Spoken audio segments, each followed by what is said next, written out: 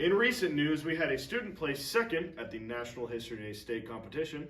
This student is Carly Catlin, and she is now on her way to DC for national competition. Congratulations to her. We also had 2 students receive the Masonic Junior Achievement Award. These 2 students were Riker Heller and Paige Ogden. And finally, we had 3 students place at state FBLA competition. Peyton White placed 9th in electronic career portfolio.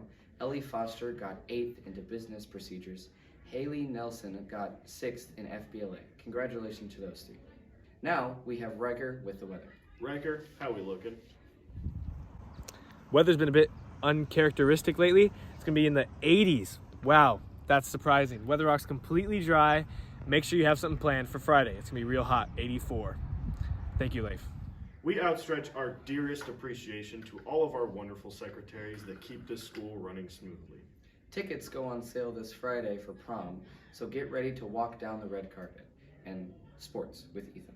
Ethan, what's new? Upcoming sports, we have 3:30 and 5 p.m. JV softball at White Salmon. 3:30, tennis versus Stevenson at home, and 5 p.m. soccer versus White Salmon at home. Friday, we have 4 p.m. varsity baseball versus Stevenson at home, 5 p.m. varsity softball at Stevenson, high school track at Washougal, and Saturday, we have 12 p.m. varsity versus Stevenson at home. Back in the studio, we will be discussing the recent controversy about the staff versus Bad Boys +1 dodgeball game. And me personally, I'm going with the Bad Boys +1. Here we are back in the studio to discuss the most recent controversy.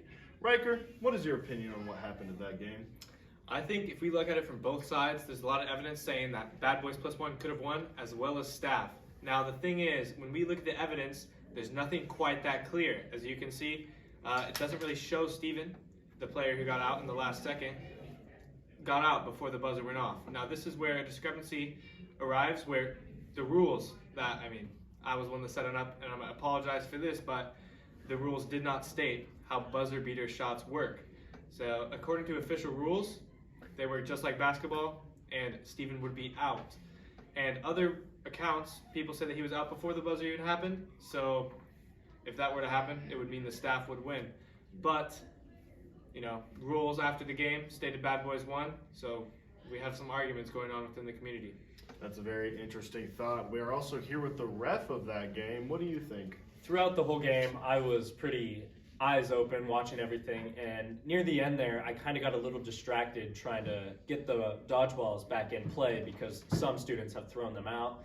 And so while that happened, I had to get the dodgeballs and also watch the game at the same time, which is very difficult. And I personally did not see Steven get hit as the time went out. So I am counting him as safe, and that the Bad Boys +1 won off of strictly points.